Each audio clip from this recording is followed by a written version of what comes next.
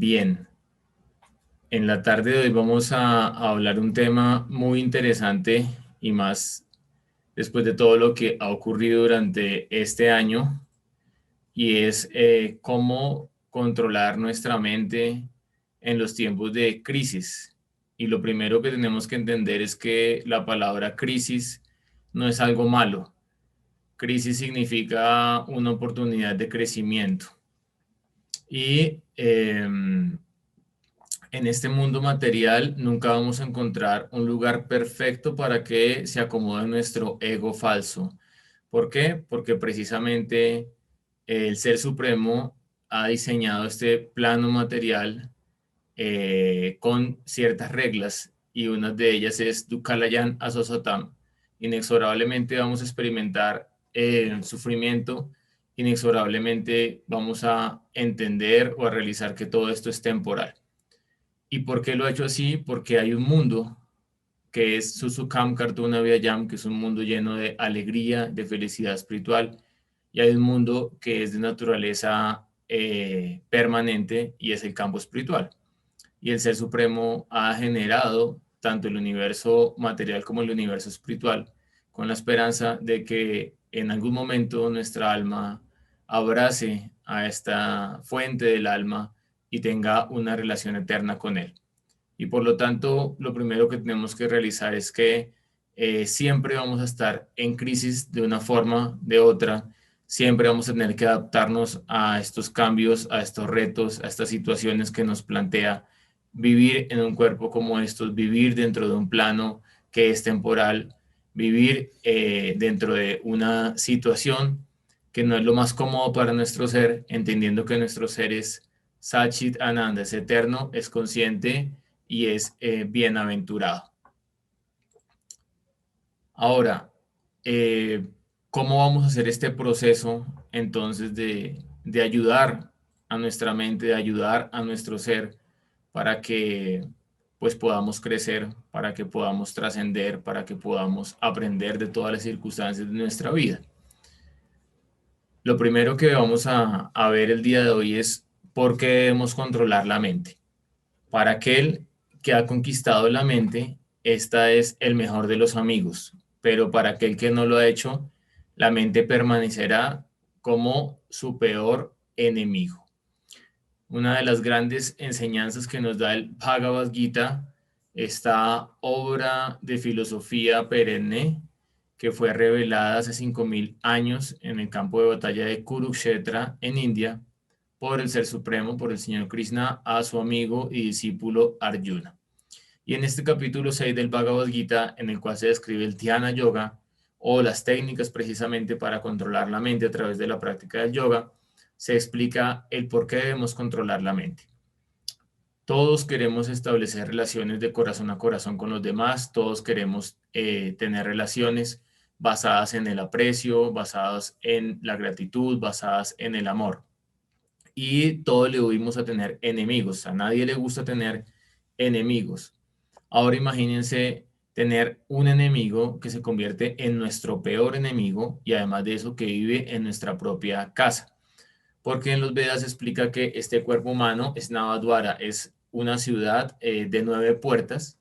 Las 9 puertas son los 9 orificios por los cuales entra y sale información, interactuamos con el medio ambiente y tener, digámoslo, un enemigo viviendo dentro del cuerpo, pues es una situación muy compleja que nos va a colocar en mucha ansiedad, que nos va a colocar en mucho sufrimiento y la mente pues es esta incomprendida entidad interna que mora en nuestro cuerpo. Ahora pues, digámoslo, sabemos que somos el alma, ¿sí? Pero el alma cuando entra en contacto con el cuerpo material se densifica, entonces la primera densificación del alma viene a ser Ahamkara, nuestra personalidad material, nuestro ego material, después viene Buddhi, la inteligencia, el intelecto, después viene Manas, la mente, Y después vienen los diferentes elementos materiales que componen el cuerpo denso. Ahora, entonces, si nosotros tenemos en cuenta que la mente mora dentro de la misma casa, dentro del mismo cuerpo, pues lo mejor es volverla nuestra amiga, porque a nadie le gusta vivir con un enemigo y menos dentro de la propia casa.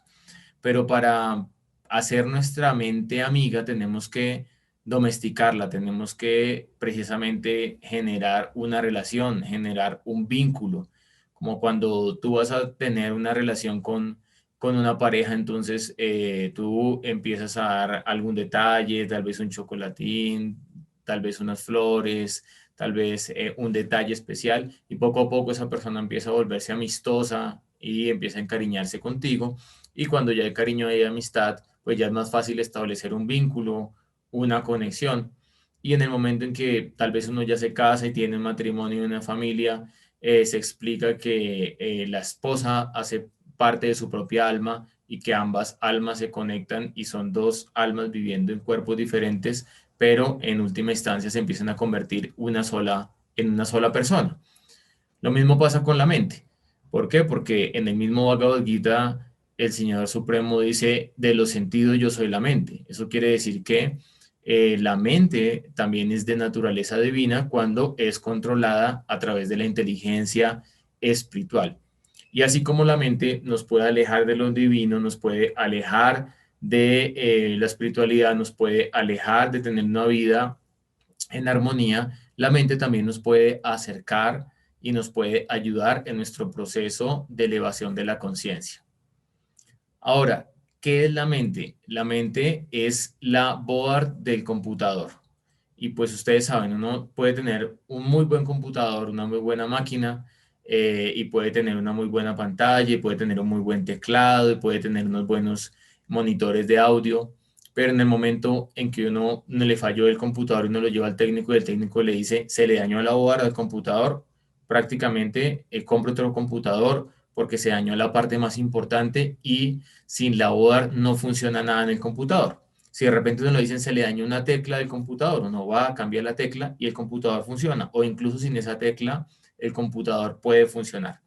Pero cuando uno le dicen se le dañó la board del computador, entonces simplemente el computador puede ser desechado. Lo mismo pasa con nuestra mente. La mente maneja prácticamente todo dentro de nuestro cuerpo. Claro, por encima de la mente está el corazón Hridaya, porque en el corazón está nuestra alma y está el maestro interno, Dios como el maestro interno, como la voz de la conciencia. Pero hay un trabajo mancomunado entre mente y corazón en las primeras instancias de la práctica espiritual. Las personas que son muy avanzadas en la práctica espiritual solamente actúan desde el corazón.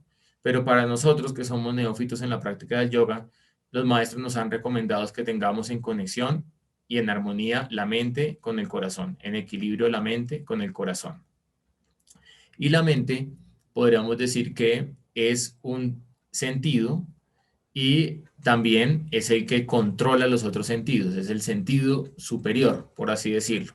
La mente maneja 5 sentidos de adquirir conocimiento, que son los que hemos aprendido desde el colegio, y otros 5 sentidos que en los Vedas se explica que son los sentidos de trabajo. Estos 5 sentidos de trabajo son el habla para comunicarnos, las manos para expresarnos, para agarrar, para trabajar, los pies para desplazarnos, el ano para evacuar y el órgano genital para reproducirnos. Entonces, si la mente funciona de manera apropiada y está en contacto con la conciencia espiritual, allí la mente entonces va a ser una aliada en este proceso de crecimiento y la mente va a ayudar para que utilicemos correctamente los sentidos de adquirir conocimiento. Entonces vamos a utilizar correctamente la vista, vamos a utilizar correctamente el oído, vamos a utilizar correctamente la lengua y de trabajo, entonces vamos a utilizar correctamente también nuestras manos, vamos a utilizar correctamente la palabra, vamos a utilizar correctamente nuestras piernas y nos vamos a desplazar hacia un plano donde haya más luz, más amor, más conocimiento espiritual. Ahora, ya entendiendo pues en primera instancia qué es la mente, por qué debemos controlar la mente, ahora pues vamos a entrar en materia porque pues la idea es que la charla no sea muy teórica, muy larga, sino que les queden unas herramientas claras para que ustedes las puedan aplicar en su día a día y para que al final con las personas que están en el Zoom podamos hacer algunas sesiones de preguntas y respuestas. ¿Cuáles son las técnicas para controlar la mente y no ser controlados por ella? En los Vedas se describe que hay dos tipos de personas. Unos se llaman Goswamis y los otros Godasas. Los Goswamis son los maestros de los sentidos, son los que pueden controlar los impulsos, pueden controlar la lengua, pueden controlar el estómago, pueden controlar el órgano genital, pueden controlar la mente. Y los Godasas son los sirvientes de los sentidos. Entonces son personas que viven para servir el órgano genital, viven para servir el estómago, viven para servir la lengua. Y pues la práctica del yoga es precisamente para regularnos y para que a través de esa regulación podamos enfocarnos en la meditación en el Ser Supremo. Entonces, ¿cuáles son tres puntos muy claves que vamos a trabajar? Son ejes transversales que tienen que hacer en todo lo que voy a explicar durante la conferencia. Lo primero es la autoobservación. Ashmita es un término en sánscrito que se refiere a la persona que no tiene la capacidad de autoobservarse. Puede ser una baja autoestima, puede ser un complejo de superioridad, que en última instancia también es un complejo de inferioridad. Puede ser que me creo producto terminado y creo que no tengo ningún error ni ninguna mala cualidad. Eso se llama Ashmita. Pero cuando empezamos el proceso espiritual, empezamos un proceso de purificación de la conciencia y empezamos a tener la capacidad de autodistanciamiento. Y puedo alejarme de mi mente y puedo alejarme de mi máscara, de mi ego, y puedo empezar a ver la máscara, puedo empezar a ver el ego y me puedo dar cuenta que soy algo distinto a esa máscara. Y ese algo distinto a esa máscara es el ser, es el Atman. Entonces la autoobservación y el autodistanciamiento son herramientas fundamentales para cualquier práctica espiritual y sin trabajar esta autoobservación y este autodistanciamiento no podemos hacer un avance significativo en nuestra práctica espiritual. Y la mente tenemos que observarla todo el tiempo, tenemos que distanciarnos de la mente, establecernos en la conciencia, porque la conciencia es superior a la mente y el alma es superior a la conciencia. Y además de esto, tenemos también que practicar técnicas de meditación. Todos los grandes sabios, los grandes rishis, los grandes maestros han concluido que la forma más práctica para controlar la mente es la meditación en los mantras, en los sonidos que nos ayudan a liberar la mente de la dualidad material y nos colocan en contacto con la energía espiritual. Entonces quiero que mediten esas tres palabras a lo largo de la conferencia: autoobservación, autodistanciamiento y meditación, algo muy importante. Primer punto de nuestras herramientas, de nuestras ayudas para poder controlar nuestra mente. Alimentarnos en la modalidad de la bondad, sattva guna. Y recordemos que no solamente nos alimentamos por lo que entra por la boca, nos alimentamos por todos los sentidos de adquirir conocimiento. Nos alimentamos por los ojos, por la nariz, por la boca, por los oídos y por el tacto. Por todos esos lugares nos estamos alimentando. Dentro de el universo material existen tres cualidades, tres modalidades de la naturaleza, tres modos de expresión. El más bajo es tamas, que corresponde a la ignorancia, el letargo, la pesadez, la oscuridad.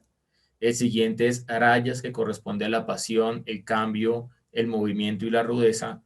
Y el más elevado es sattva, que corresponde a la bondad, la armonía, la pureza y el balance. La palabra sattva viene de la raíz sánscrita sat. Sat significa lo eterno. Sat significa la comprensión de la eternidad de nuestra alma y la comprensión de la eternidad del alma suprema.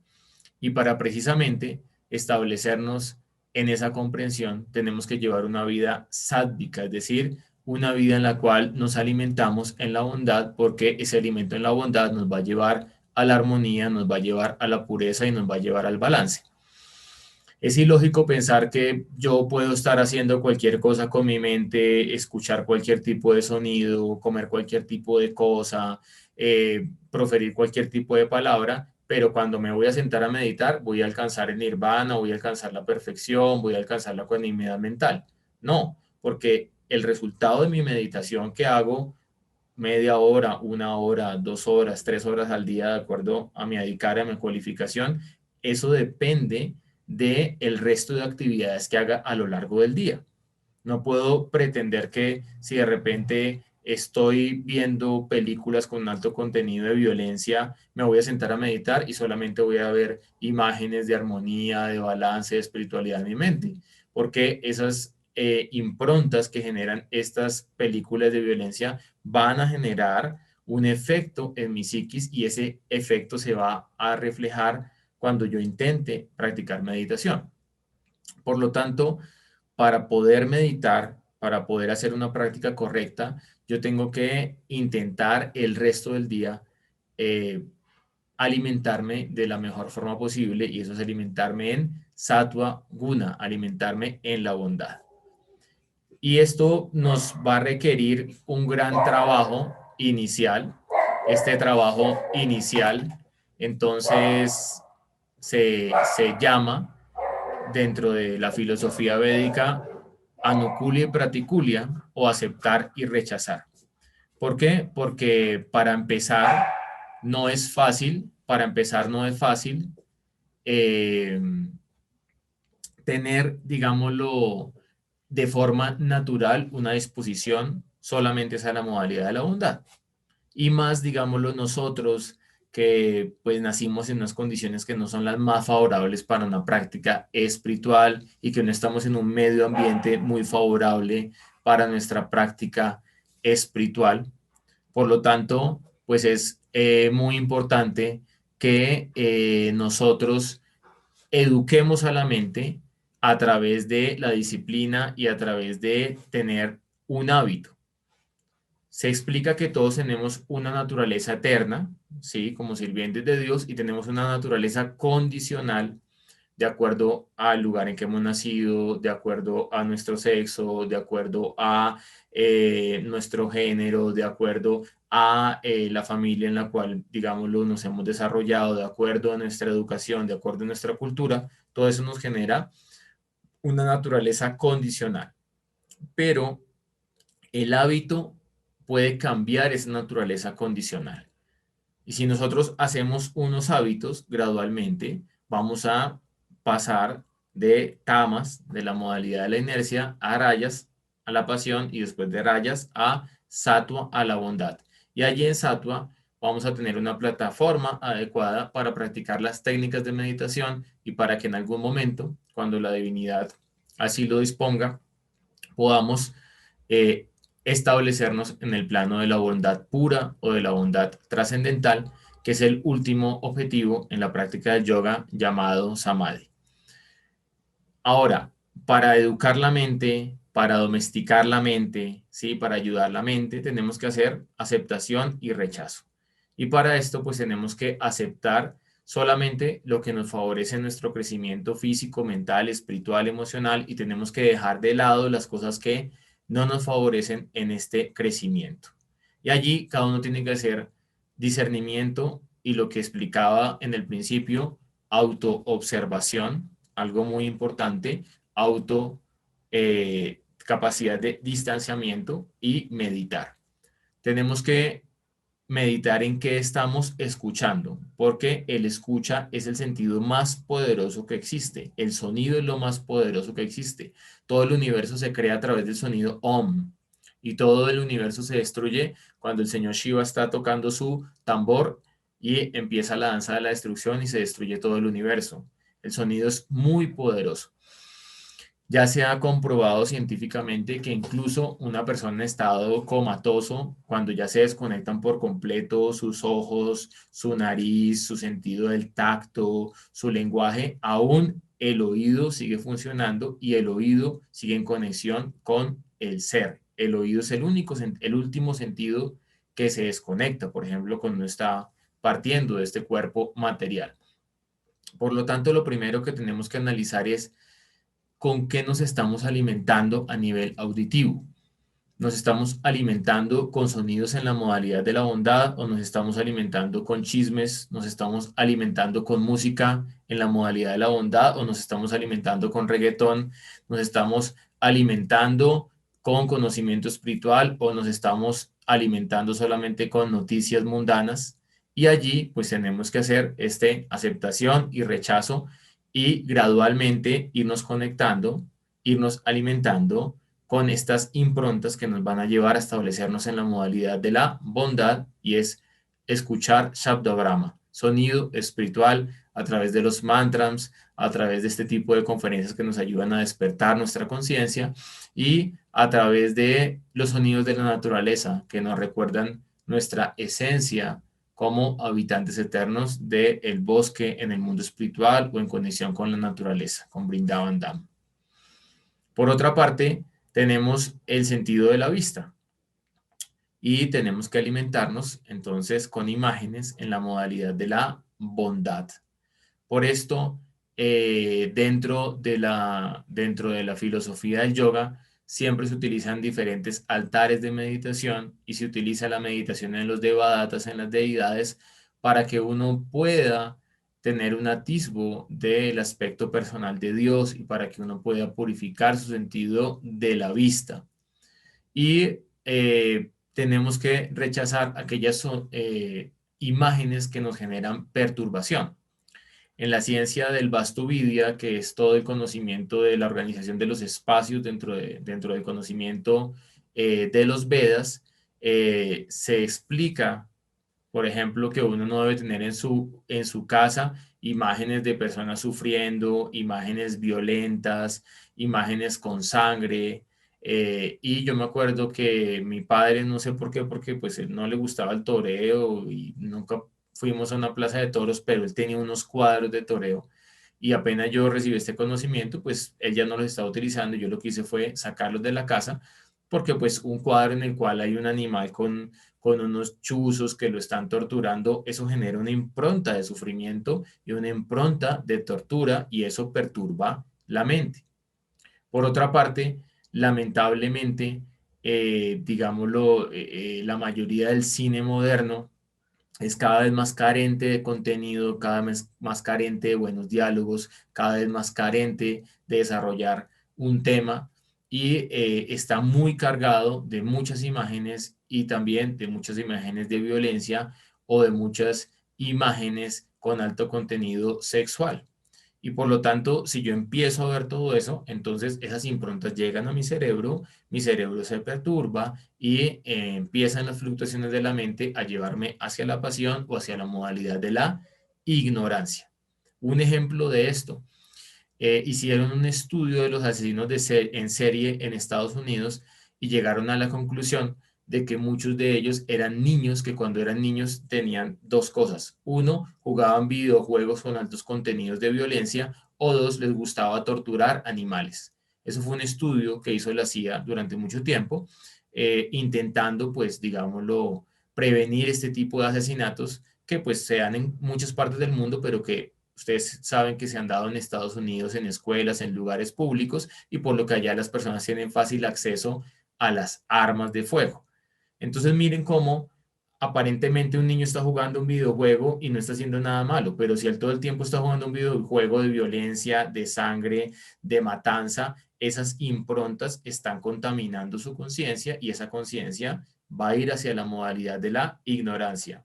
Y primero la contaminación empieza en lo sutil y después va hacia el campo denso.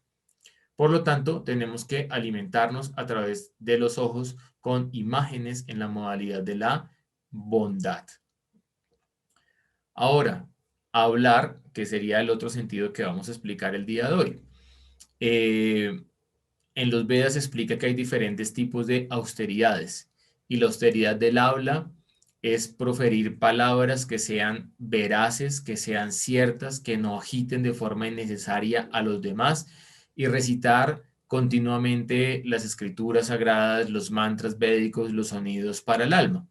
Por esto, pues vamos a explicar hoy algunas técnicas de mantra meditación, porque precisamente al conectarnos con esos sonidos debido a su naturaleza espiritual, gradualmente vamos a controlar el impulso del habla, el impulso de la lengua, que es el impulso más difícil de controlar.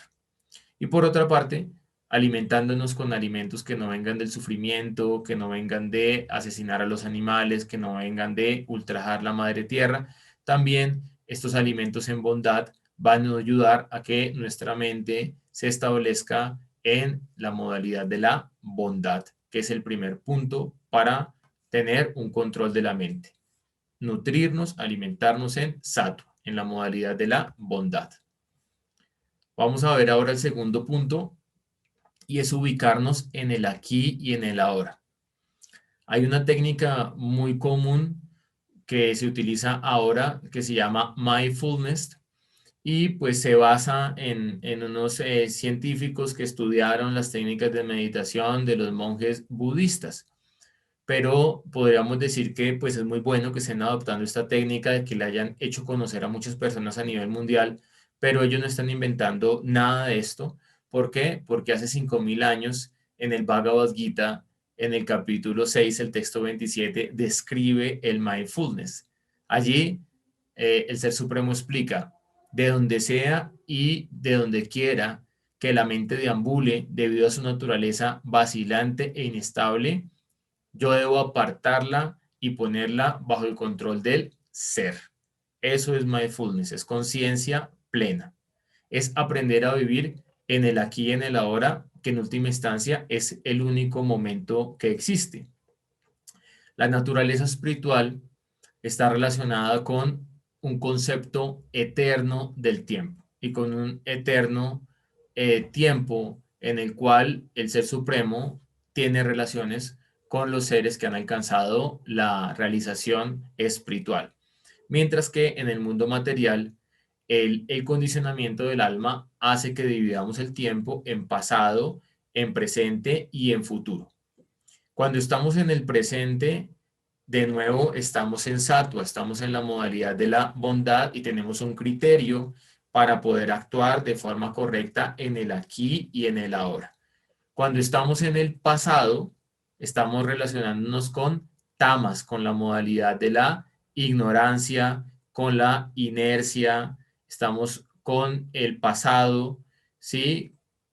Y cuando estamos proyectados todo el tiempo hacia el futuro, estamos conectados con rayas, con la modalidad de la pasión, del cambio, y allí empiezan las fluctuaciones mentales a afectar nuestra mente y a no permitir la práctica de la meditación. Por lo tanto, otra de las meditaciones muy importantes para controlar la mente es ubicarnos en el aquí y en el ahora. Un ejemplo, el miedo en el presente nos puede salvar la vida. De repente, qué sé yo, estoy por la calle y alguien me saca un cuchillo y entonces pues yo salgo corriendo. Y ese miedo en el presente, que sí se descargan las adrenales, siento calor en todo el cuerpo, se agita la respiración, se sube el ritmo cardíaco, se genera adrenalina, cortisol, todo eso en ese momento me salva la vida. Entonces no es malo sentir miedo, pero el miedo en el futuro, ay, ¿y si será que me da el COVID dentro de un año?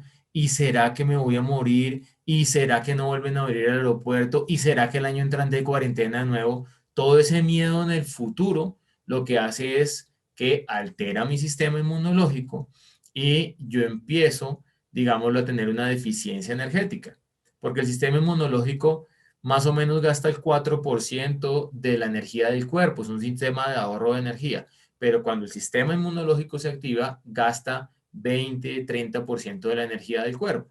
Si yo estoy preocupado, ¿sí? Me estoy preocupando antes de por cosas supuestas que van a pasar en el futuro, entonces lo que hago es activar mi sistema inmunológico y empieza una lucha de mi cuerpo y empieza una lucha del sistema inmunológico que con el tiempo me va a llevar a un agotamiento crónico, a un estrés y a una enfermedad. Por lo tanto, las emociones se tienen que vivir en el presente. La vida es aquí y es ahora. La vida no es lo que era hace 20 años o lo que voy a hacer dentro de 20 años. ¿Por qué? Porque solamente podemos escribir la historia de nuestra vida en el momento presente.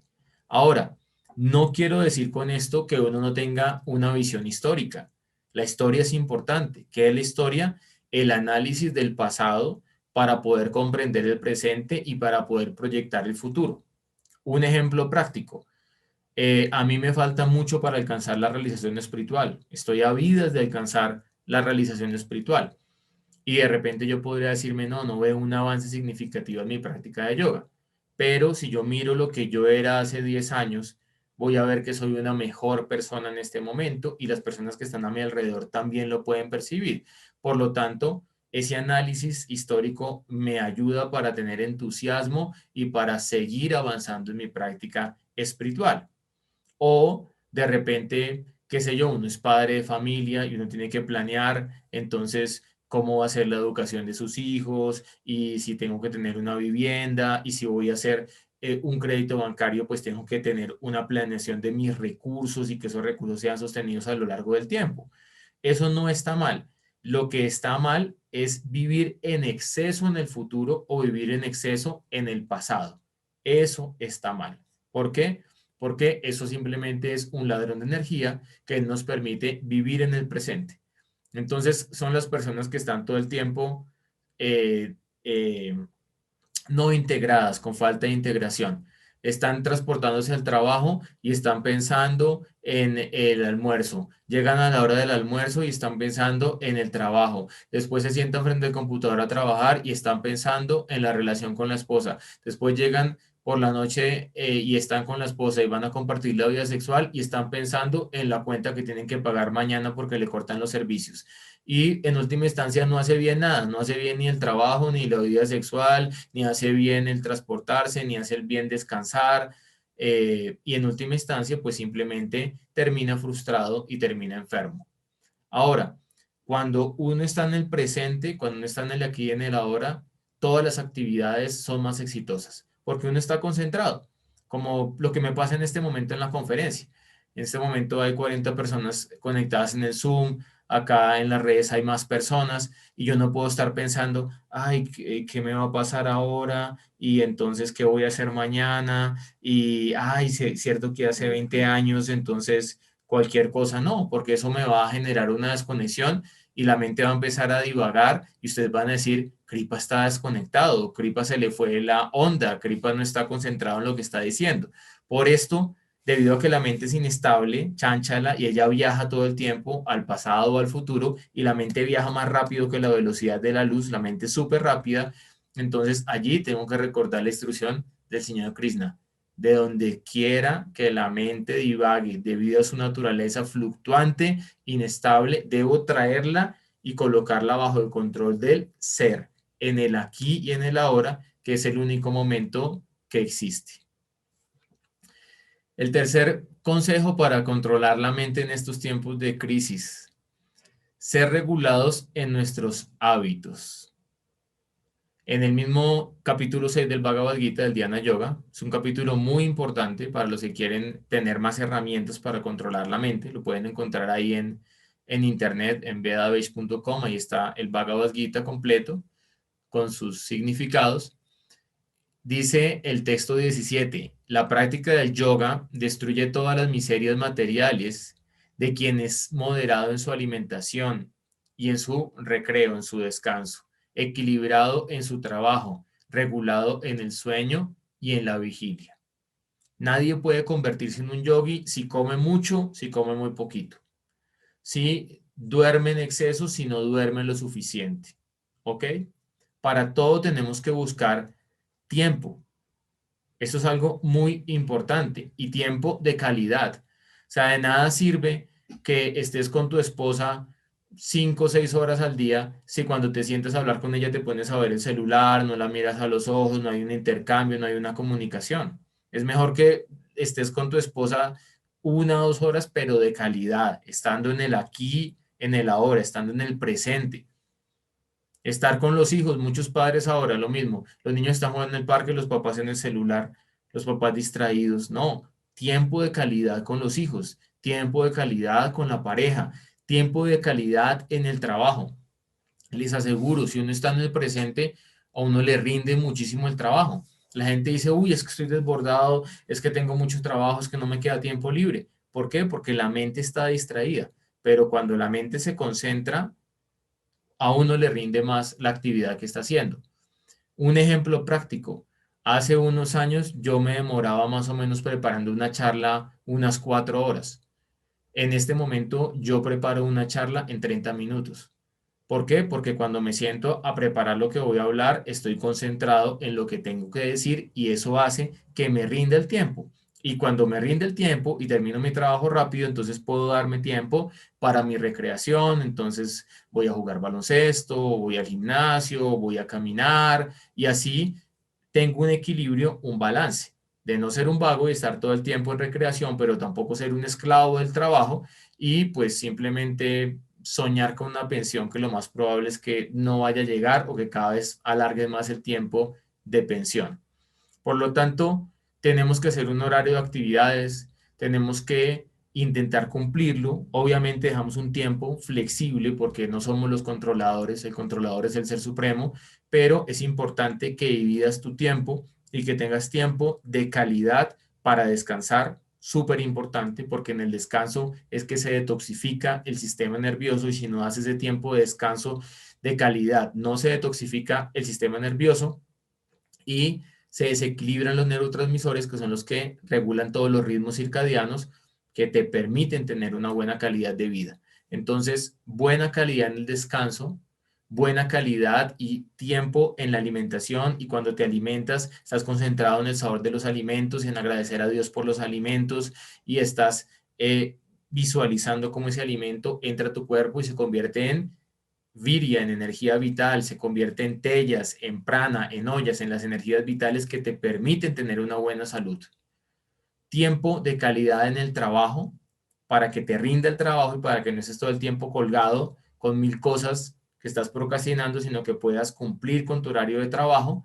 Y además de esto, muy importante ahora en toda esta situación que ha pasado este año del teletrabajo y de personas que cambiaron la modalidad de trabajo, entonces teletrabajo está en la casa trabajando en pijama a las 11 de la mañana, desayuna a cualquier hora, cuadra reuniones de trabajo a la hora del almuerzo y además de eso no sabe cuándo empezar y cuándo terminar el trabajo. Todo eso es incorrecto.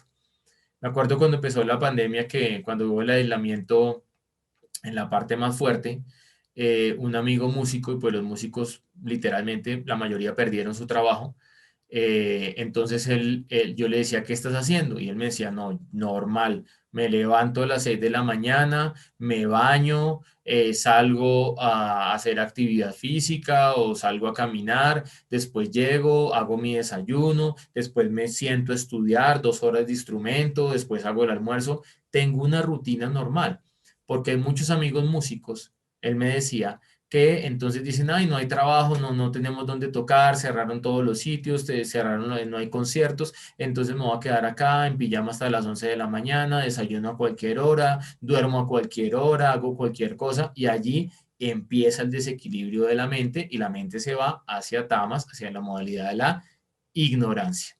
Entonces allí es muy importante que tengamos un horario, que tengamos una rutina y que tengamos una regulación y tengamos tiempo para nuestra vida espiritual, tiempo para nuestro trabajo, tiempo de calidad para nuestra familia, tiempo para nuestro descanso, tiempo para la alimentación, tiempo para nuestra recreación. También es algo muy importante.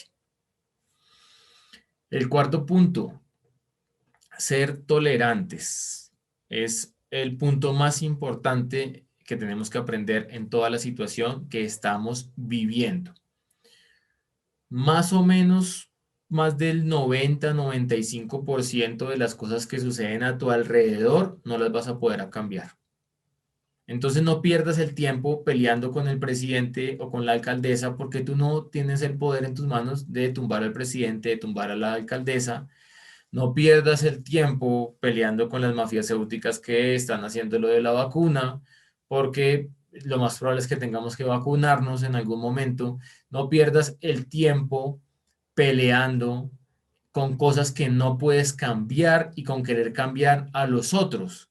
Más bien utiliza tu tiempo y tu energía para hacer cambios positivos en tu propia vida y generar un impacto en tu zona de influencia, un impacto positivo. Y desde allí vas a colocar un granito de arena para un mundo mejor. No vas a poder tal vez cambiar el mundo, pero sí vas a cambiar tu vida y vas a ayudar a que las personas que están a tu alrededor vivan mejor y todos tengan una mejor calidad de vida. Hay una oración muy hermosa en relación a desarrollar tolerancia. Y esta tolerancia es necesaria para sobrevivir, ni siquiera para avanzar en la vida espiritual. En esta era de riña, de hipocresía, la tolerancia es una herramienta para poder sobrevivir. En el Bhagavad Gita se explica, así como aparece el invierno, el verano, también aparece la felicidad, el sufrimiento, también aparece la felicidad, también aparece la tristeza, aparece la salud, aparece la enfermedad.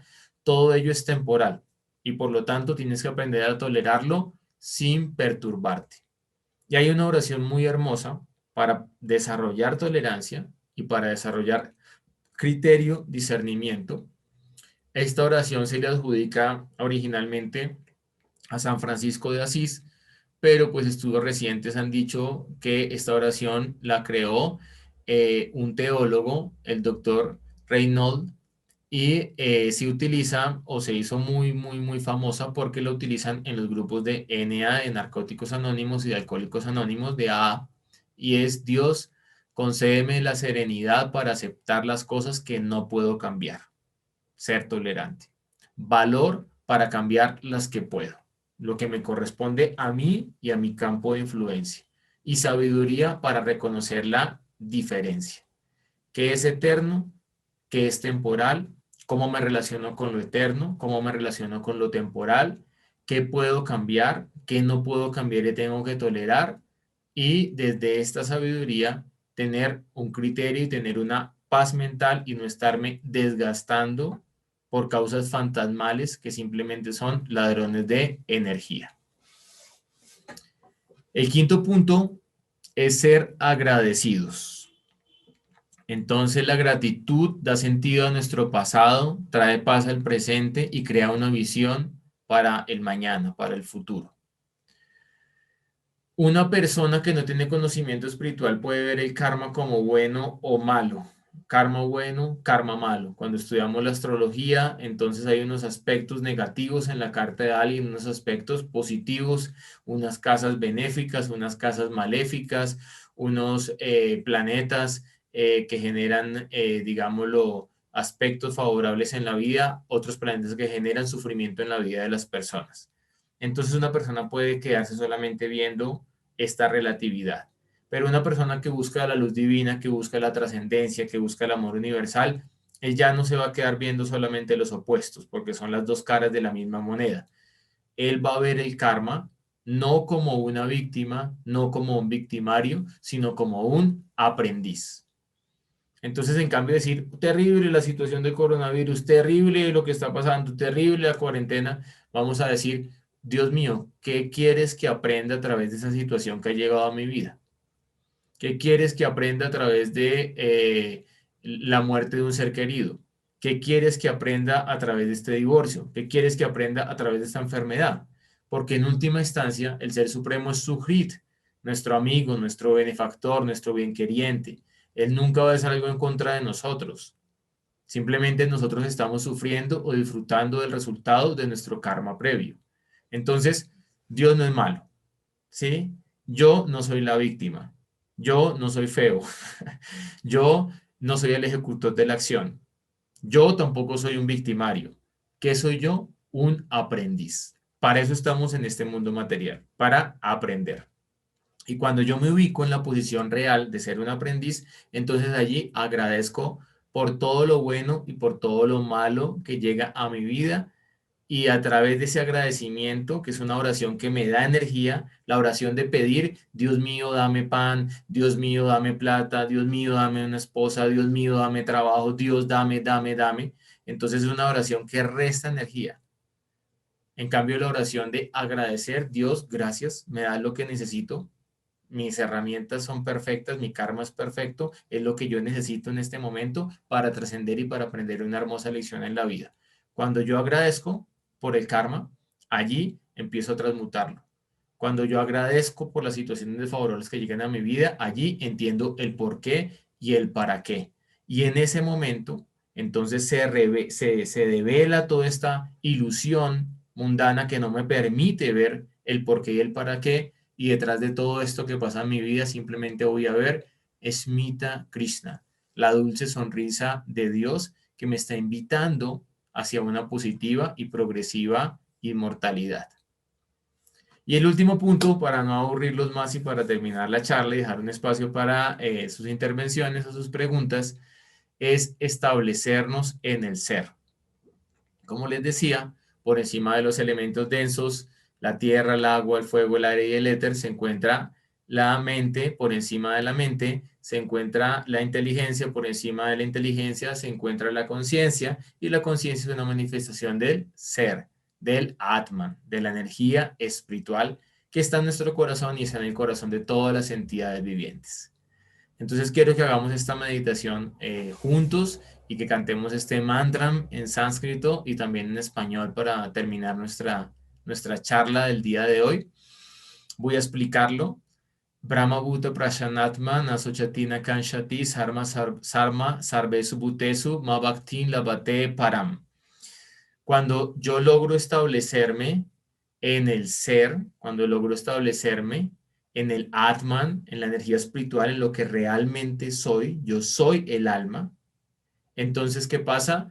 Nasochati Nakanshati. Me libero del apego que me genera sufrimiento y de la aversión, que es la otra cara del apego y también me genera sufrimiento. En ese momento, Sama Sarvesu Bhutesu, puedo ver a todas las entidades vivientes en igualdad de condición. Entonces, adiós xenofobia, adiós sexismo, adiós chauvinismo, adiós nacionalismo, adiós todos estos diferentes ismos que son expansiones de nuestro ego que nos hacen sufrir y nos hacen generar divisiones y nos hacen generar guerra y conflicto con los demás. Allí puedo ver que el alma está en cada corazón y aprendo a respetar el alma de las plantas, el alma de los animales, el alma de los seres humanos, y allí respeto profundamente, y desde ese respeto profundo me encuentro con mi propia alma y con mi propio ser. Y cuando encuentro esa ecuanimidad y esa conexión con el ser, Mad Bhaktim Lavate Param, en ese momento puedo expresar el amor a Dios a través de el Bhakti, a través de la devoción. Vamos a cantar este mantra juntos. Les pido, por favor, para poder terminar nuestra sesión del día de hoy. Pueden repetir después de mí, por favor. Om Brahma Bhuta Prashanatma Nashochati Nakanshati Samaha Sarveshu Bhuteshu Ma Bhaktim Labhate Param.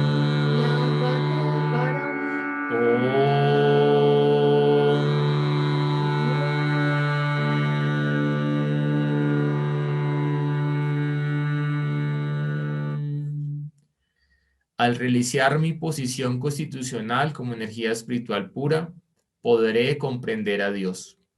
De esta manera no me lamentaré por ninguna pérdida material, ni estaré afectado por los deseos materiales. Tendré la misma disposición para todas las entidades vivientes y en este estado podré servir amorosamente a la divinidad. Namaste, Hari Om.